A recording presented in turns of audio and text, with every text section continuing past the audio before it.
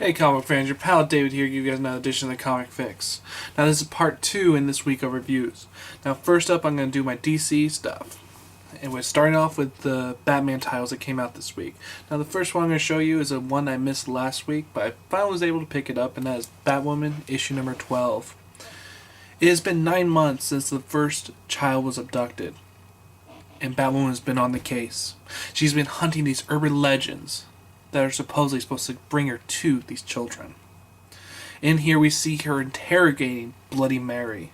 And when you see her interrogating Bloody Mary, it's just really beautiful to behold. She slowly figures out that she's over her head, so she needs the help of Wonder Woman. And that's basically the whole entire story. J.H. Williams is back on art, and it's just gorgeous. As you know, the way he can convey his message through his art is just something really special. That when someone else is doing his art, his message just isn't conveyed as well as it could be. So it's nice to see him back on the title. And his layouts also are just breathtaking. I mean, just looking at his layouts, I mean, the way everything flows is just gorgeous, and I just cannot see anybody else doing this title except for him. And let me just give you, like, this scene right here. I mean, it looks like it could be really hectic to figure out, but it's not. I mean, it just flows so naturally. There's a point in here where the family members who have had their children abducted have a like a newscast, and they're calling out the cops, saying that they're not doing enough for their missing child. And it's just heart-wrenching to see what these parents are going through and what the cops are going through and how they're trying their best, but they just cannot find these kids.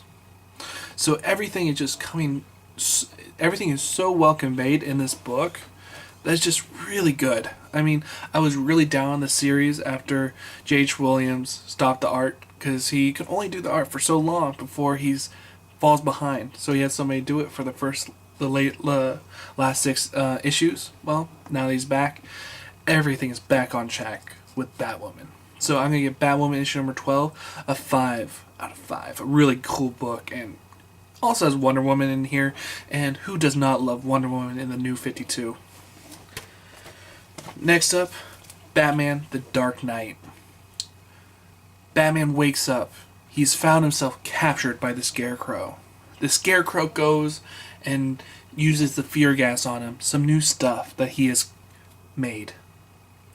And in this, we get to see a little bit of the origin of Scarecrow, and also a little bit more of the past of little Bruce Wayne. So that's basically about the whole entire story in this book.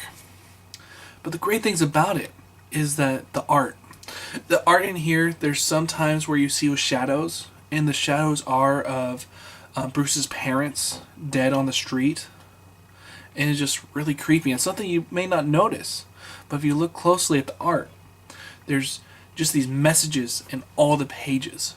There's this one beautiful scene where Bruce has been hit with this new type of fear gas, and you see him as a little kid looking into a mirror, and in that mirror you see little Bruce Wayne, but blood on the ground all around him.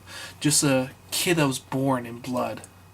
And I just loved everything about that. The storyline is very simple. It's telling a very origin story about the Scarecrow. And to see how the young Bruce Wayne and Scarecrow, how similar their situations were that they were put in. And to see how different ways that they all went. And that's one thing that Greg Hurwitz has done since he's joined the new DC, is that he's telling origin stories for some of the rogues for Batman, and it's really cool to get his take on Scarecrow. And it's just a really cool book, and you just have to see how good this book actually is, because it's definitely the second best book in the Batman line. For the longest time, it was not. It was probably Batman, Wonder Woman, and Batgirl, or Batman and Robin. Well, now Batman the Dark Knight has taken up the reins as the second best book in the whole entire line of the Batman family books. And that's really cool to see. Also, if you look in here, I don't know if you can see it, but you see all the cracks in the nails of the Scarecrow? And there's points in there where you see the father, and you see the Scarecrow as a little kid, and the father has the same type of cracks in the nails that Scarecrow has, and just really cool. I mean, there's so much detail in the art that it enriches this book so much more. So with that, I give Batman the Dark Knight issue number 12 a 5 out of 5. And it was just reading these books back to back just made my enjoyment of these books so much more. And who goes from back to back having just these two great books back to back? Because it really rarely happens. Usually you'll have a great one, and then the next one you'll read will just make you go, that was okay. But no, to go back to back on some really two good books, it's just really cool to behold. And then I read Voodoo, issue number 12. Now I'm not going to get really major into the story because this is the last issue in the Voodoo series that's going on right now. So in here, we get the final battle between Priscilla and Voodoo. And what are they fighting for? Well, they're fighting for this weapon that is supposed to have the power to destroy all the humans on Earth. And with that, destroying all the humans, the demonites will take over, as it said in the prophecy. So it's up to Priscilla to stop Voodoo from getting this weapon. And it's just so cool to behold. I mean, if you've been reading this series from the beginning, it's just been a series that's gone better and better with each issue. And how many series can you say that about? Where, yes, there was a major controversy in the first issue with having Voodoo as a stripper. But as you go on, you're like, that was just her getting to a means that getting to an object that she needed. And then she was just using, I mean, it's hard for me to explain. She was using her sexuality to get to an objective. And that sexuality is not the thing that you see throughout this whole entire book after that. She just used that to get to a means. And once she got to that, she went on being her badass self. And she's a woman that any girl can look at and be like, wow, this is something that I can look to and look for inspiration. And I'm just so sad to see this book go away. This is a book series that did not sell well. But the writer kept on doing his stuff, and the artist, and they put out one of the best series in the New 52. And it's just so sad to see this book go away. But we are going to be seeing Priscilla, who is the clone, or who is the original, and Voodoo's the clone, in the Grifter books. And her story's going to continue. And I'm glad to see that. And I'm also glad to see Rob Liefeld's off Grifter. He just basically quit DC, which I'm going to talk about in my Talk About video. But to know that Priscilla is going to be in the New 52 for a long time to come, even though she's not going to have her own book, I'm just glad to see that the storyline is going to be continuing. And the ending to this book just makes you think, can this be a start of a small event through the Edge books? Because that's what I think is happening. With the ending of this book, it seems like a mini event is about to happen. And that's one thing that the New 52 has been doing. They did the Night of the Owls, which was a cool event, which was very contained into the Bat Family books. They did the Cooling event, which was contained in the Teen Titans books.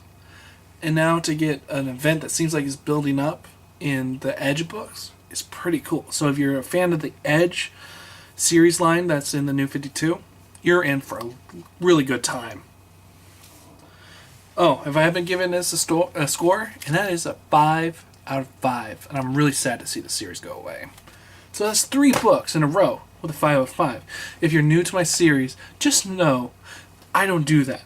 I mean, if the book is a favorite of mine, but it's a bad issue, I'm going to say it's a bad issue. But no, these last three books have been really, really good. And it just makes you glad to be a comic book fan. Now I got 2 more reviews to do, and let's see if they are actually as good as the previous 3. The previous 3 have raised the bar so much. Can the next 2 live up to that hype? Well, let's see. Now we got Justice League Dark, issue number 12. Last issue we left off with Dr. Mist betraying the Justice League Dark. And in here we see that not everything is as it seems.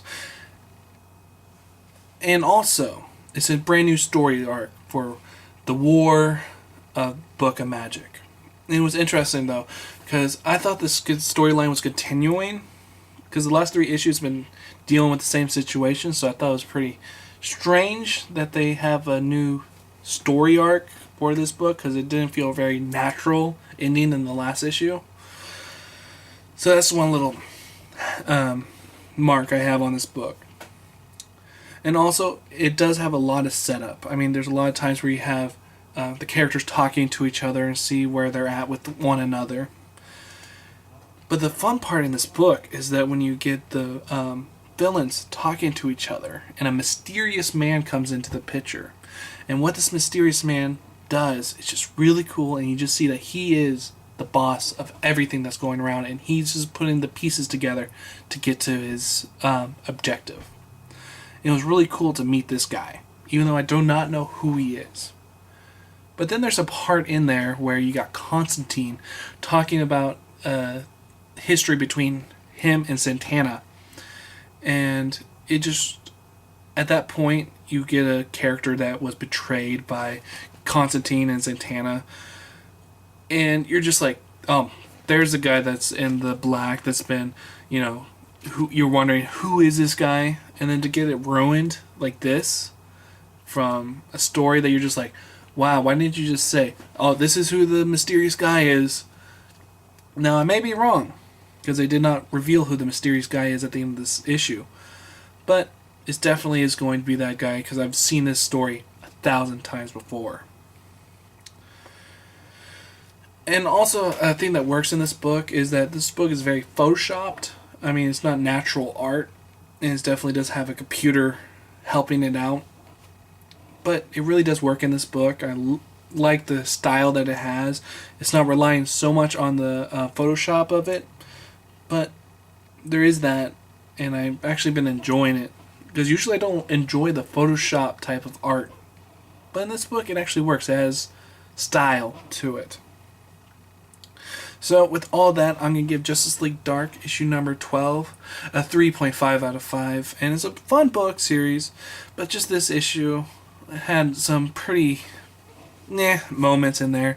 But it's a series that I'm going to definitely be continuing on, and I would actually suggest people actually go pick it up, because it's a really good series since Jeff Lemire, or not Lemire, I've been corrected in it's Jeff Lemire. There we go. He's been doing a good job with this series, and I'm glad to see him on it, but just this issue was just a little stumbling point for me. Next up, in my last book for this video, is All-Star Western issue number 12. The crime Bible have captured Jonah Hex, and Dr. Arkham. So it's up to Talia. I'm going to call her Miss Black, because that's her last name. It's up to Miss Black to save them.